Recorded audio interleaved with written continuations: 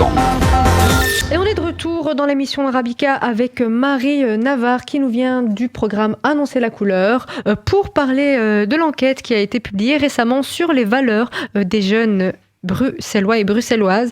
Alors vous aviez quelques chiffres assez parlants que vous vouliez nous indiquer, Marie ? Oui, tout à fait, parce qu'on disait tout à l'heure que les jeunes étaient recentrés justement sur eux, sur leur avenir, leurs proches. Mais quand on leur demande leur positionnement sur des grands enjeux de société, on voit quand même qu'il y a pas mal de chiffres quand même très encourageants. À savoir que, je prends quelques exemples, près de 80% des jeunes se sentent concernés par le non-respect des droits humains. Je trouve ça intéressant. Petite parenthèse, aujourd'hui c'est la journée mondiale des droits de l'homme. Oui. Donc voilà, on pourra appuyer là-dessus. Bon, 80% c'est encourageant tout de même. Également, 80% trouvent important de s'impliquer pour l'environnement, pour le climat. Après, je vous disais, le passage à l'acte, c'est encore autre chose. Mais ici, il y a vraiment ces chiffres qui montrent quand même que les jeunes sont concernés par ce qui se passe dans le monde. 77% sont concernés par les inégalités hommes-femmes. 73% se sentent concernés par la problématique du racisme.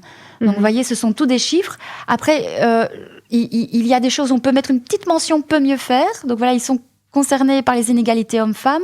Toutefois, il y a encore un chiffre qu'on disait par rapport à l'égalité de salaire, par exemple. On n'atteint pas encore le 100% des garçons et des filles qui trouvent que, à compétences égales, un homme et une femme doivent gagner le même salaire. Donc il y a quand même 30% de jeunes qui pensent que c'est normal qu'une femme gagne moins qu'un homme en ayant les mêmes compétences, le même diplôme, etc. En tout cas, il y a 70%, il faut le prendre dans l'autre sens, il y a 70% des jeunes qui trouvent inacceptable qu'il y ait une disparité de salaire entre hommes et femmes. Dans les 30% qui restent, soit ils le trouvent effectivement acceptable, soit ils ne se prononcent pas. Il y a aussi un faible pourcentage. Et du coup, est-ce qu'ils se sentent suffisamment informés sur ces questions d'égalité homme-femme, de racisme, de diversité ? Alors ça dépend des thématiques. Sur les questions du racisme, par exemple, ils se sentent relativement bien informés. Sur les questions du climat aussi. Par contre, même s'ils sont intéressés ou ils montrent de l'intérêt pour les questions des droits humains, ils se sentent moins informés, moins concernés. Alors, il faut voir quel est celui qui entraîne l'autre. Est-ce que c'est parce que je suis moins informée que je me sens moins concernée ? On peut se poser la question. Surtout que le sondage montre bien que les jeunes ont besoin d'être touchés. On parlait de ce qui leur est proche. Des jeunes, par exemple, en région bruxelloise, sont beaucoup plus sensibles à la question de la multiculturalité que des jeunes wallons où la multiculturalité, elle est moins présente. Bruxelles est beaucoup plus cosmopolite. Voilà, c'est ça. Mais donc, du coup, le fait d'être concerné directement, ça les ouvre déjà à la thématique, à la question. C'est ça, tout à fait, oui. Et puis, on a parlé du fait que les jeunes soient assez méfiants par rapport aux institutions, aux médias, aux politiques. Qu'est-ce qui fait que cette méfiance soit cultivée ? Ça, il faudrait creuser un peu plus loin auprès des jeunes. Je pense que les jeunes évoluent aussi dans un monde maintenant qui est beaucoup plus anxiogène qu'avant. C'est-à-dire que on parle de monde en crise, de crise aussi de confiance au niveau des médias, au niveau des politiciens. Donc il y a beaucoup d'éléments autour d'eux qui leur font peut-être perdre confiance dans ce monde-là et dans les institutions, dans les politiciens, peut-être les médias aussi.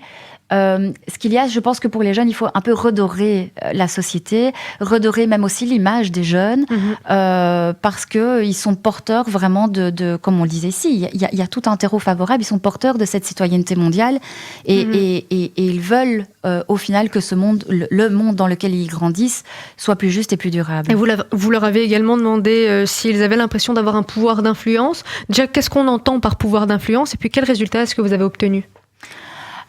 Justement, au niveau du pouvoir d'influence, on disait, par rapport au monde actuel, est-ce que tu sens, je n'ai plus les questions qui ont été posées telles quelles en tête, mais tout se trouve sur notre site internet. Donc, est-ce que tu penses pouvoir améliorer le monde, le rendre un peu plus beau, un peu plus... Et là, par contre, ils ont quand même un très très faible sentiment de pouvoir améliorer le monde. De mémoire, les filles un petit peu plus quand même. Les filles étaient plus confiantes. Oui, elles étaient plus convaincues d'avoir un pouvoir d'influence. Elles étaient de l'ordre de 74%. Mais on avait d'après les résultats, vous avez remarqué que les convictions augmentaient avec l'âge et qu'elles dépendaient vraiment beaucoup des groupes sociaux. Oui, comme je vous le disais, donc on peut catégoriser les réponses des jeunes en fonction que ce sont des garçons, des filles qui sont à Bruxelles ou en Wallonie, en fonction de l'âge et aussi en fonction du groupe social. Et effectivement, les groupes sociaux, on va dire, c'est un terme sociologique, mais inférieurs, sont moins convaincus, plus fragilisés. Sont moins convaincus de leur pouvoir d'influence, effectivement. Et puis, il y avait une petite question assez drôle. J'ai été surprise de la retrouver dans le rapport, mais on va quand même en parler. On a posé la question aux jeunes de savoir quelles étaient les personnalités qu'ils détestaient et qu'ils adoraient. Et je pense que là, ça va être un petit peu comme les adultes. On a retrouvé Donald Trump, par exemple, dans les personnalités qu'ils ne supportaient pas. Oui, tout à fait. En fait, on a essayé de trouver une question qui permettait aux jeunes de répondre non pas par oui, non, ou c'est acceptable, pas acceptable, mais de laisser le champ libre pour leur réponse. Et donc, on a dit, si on leur demande quelle personnalité ils adorent ou ils détestent, on leur demandait de justifier pourquoi, et pour voir justement quelles étaient les valeurs ou les qualités qu'ils mettaient en avant. Et alors, c'est flagrant, tous ceux qui détestent, ce sont tous des politiciens. Vous parliez de Donald Trump, notamment. On a Bart de Wever, si on revient un petit peu ici, chez nous, en Belgique. Voilà. Et puis, là, c'est pas un politicien, mais on parle de Justin Bieber aussi, le pauvre, je sais pas ce qu'il a fait pour se retrouver là. Oui, il se retrouve dans la catégorie des politiciens, pratiquement. Mais par contre, les personnalités les plus admirées, alors là, c'est pour vous, chers parents, c'est que en premier lieu viennent quand même la maman, le papa. Oh, ça c'est mignon. et ensuite, alors beaucoup de footballeurs. Ok. Donc on a Messi qui vient d'office dans les premiers résultats.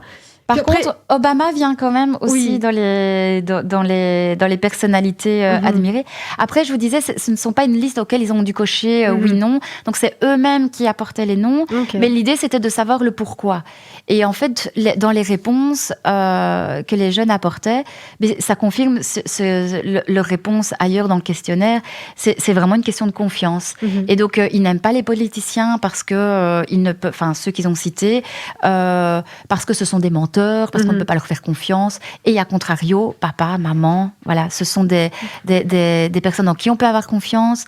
Les sportifs, ce sont des personnes en qui à qui on peut attribuer des valeurs de l'effort, ce sont des jeunes qui sont partis de rien et qui sont maintenant des stars, voilà, qui ont fait quelque chose de leur vie. Donc ça fait sens aussi, ça fait le lien avec leur avenir. Et puis pour revenir à quelque chose qui est un petit peu plus sérieux, si je peux dire ça comme ça, on a demandé aux jeunes quelles étaient leurs attentes par rapport à l'école, une question cruciale. Quels étaient les résultats ?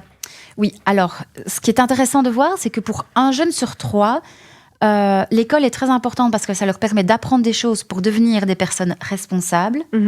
Ça permet de les ouvrir au monde et ça permet de développer leur esprit critique. Okay. Et donc, pour un jeune sur 3, mais alors là, c'est un terreau mais favorable, c'est magnifique pour les enseignants, saisissez-vous de cela, on peut vous y aider et ce sont vraiment des compétences d'éducation à la citoyenneté mondiale, comme je vous disais tout à l'heure. Et du coup, ils ont quand même assez confiance en l'institution de l'enseignement, disons. Oui, alors que on disait les institutions politiques, par exemple, ils donnaient très peu de confiance à ces institutions-là. L'école, il y a encore les soins de santé, ce qui est l'hôpital, les médecins, scorent quand même un très bon taux de confiance. Et donc, il faut partir de là, il faut partir justement de ces attentes des jeunes qui veulent s'ouvrir au monde. Et les enseignants nous ont confirmé, il y a cette ouverture, mais on doit pouvoir être outillés pour pouvoir les aider à le faire. Et puis on leur a également demandé, d'après eux, quels étaient les critères qui leur semblaient importants au moment de se lancer sur le marché de l'emploi pour pouvoir exercer un métier. Et alors, ce sont principalement l'épanouissement personnel qui était dans les résultats les plus importants, l'importance d'avoir des interactions sociales, de défendre des valeurs sociétales et d'avoir de la reconnaissance. Donc ça, c'est ce qu'ils ont répondu.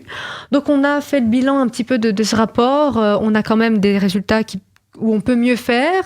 On a des jeunes qui sont quand même assez méfiants à l'égard de certaines institutions, mais qui sont quand même assez concernés par certaines questions, même si pour s'impliquer, ça demande encore un petit peu de travail. Et justement, quelles solutions on pourrait envisager pour non seulement augmenter leur confiance envers la société, mais également pour qu'ils puissent être plus engagés dans cette société et du coup acquérir une citoyenneté beaucoup plus engagée.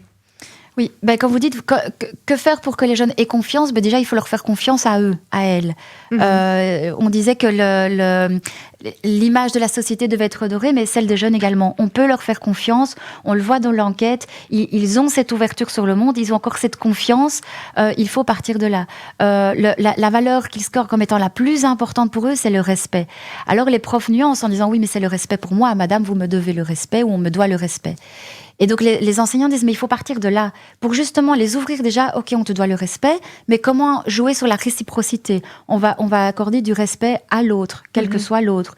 Et donc c'est comme ça qu'on peut ouvrir à la question de la tolérance et d'aller comme ça, en partant du jeune, d'aller de plus en plus loin et d'aller donc ce qu'on appelle du local au global.